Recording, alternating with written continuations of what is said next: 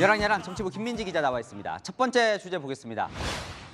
이재명, 윤석열 두 후보 다 난처한 표정인데요. 뭐 때문일까요? 네, 출신 때문인데요. 먼저 윤석열 국민의힘 대선 후보는 검찰 출신인데요. 이것 때문에 공격을 받기도 합니다.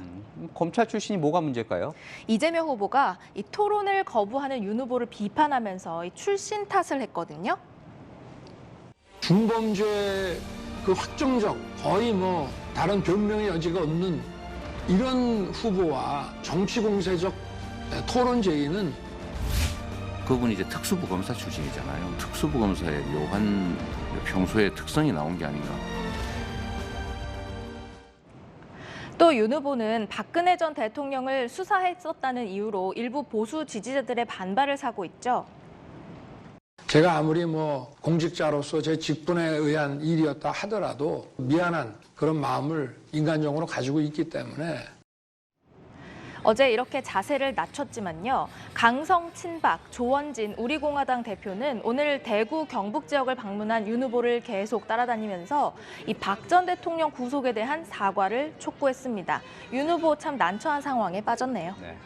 이재명 민주당 후보는 이제 변호사 출신인데 예전에 변론했던 게 계속 지금 논란이 되고 있어요. 네, 여자친구와 가족을 살해한 조카를 변론한 것을 두고 사과까지 했었고요.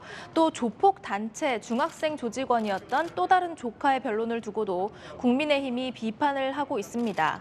이 후보 측은 가족의 요청에 따라 변호를 하게 된 것이라고 설명하고 있습니다. 뭐 검찰총장, 인권 변호사 이런 출신들 덕분에 또 이 자리에 온 것도 있고요. 네. 자, 다음 주제 넘어가겠습니다.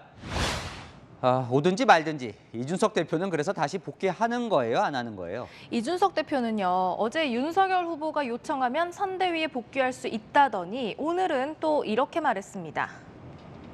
후보님이 직접 선대위 복귀 요청하시면 좀 합류하실 마음 있으신가요? 저는 그 부분에 대해서 지금 고민하고 있지 않습니다. 선대위에 복귀하시는 자체를 고려를 안 하시는 건가요? 저는 고려하지 않고 있고 뭐 어제 전해드렸지만 윤 후보도 연락할 마음이 좀 없어 보이던데요. 네, 김종인 위원장도요, 오늘 스스로 나갔으니 선대위에 다시 오면 오는 것이라고 했습니다.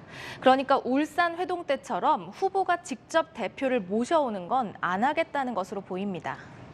윤석열 후보 지지율은 계속 떨어지고 있는데 계속 그렇게 오든지 말든지 이런 겁니까? 사실 이준석 대표도요, 부담은 느끼고 있습니다.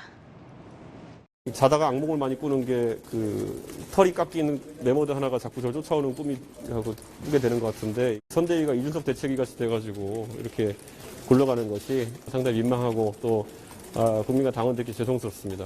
이준석 대책보다는 선거 대책에 집중해 줬으면 좋겠다. 또 이 대표 측은 가능하면 연말 이내에 이 당내 문제가 해소됐으면 한다면서 복귀는 빠르면 빠를수록 좋다고 말하기도 했습니다. 그러니까 저 말대로라면 이 대표도 내심 뭐 복귀할 생각은 있어 보여요. 김종인 위원장이 결국 나설 것 같은데요. 모레 이 대표와 만나서 역할을 논의하기로 했습니다. 영감이 어떤 식으로든 준스톤 새로 복귀할 수 있는 털을 만들어주고 준스톤은 뭐 못 이긴 채 들어오고 후보도 그거를 용인을 하고 이러면서 가는 그림을 생각하고 있는 게 맞는 것 같고. 결국 봉합할 거라는 관측이 우세하지만요.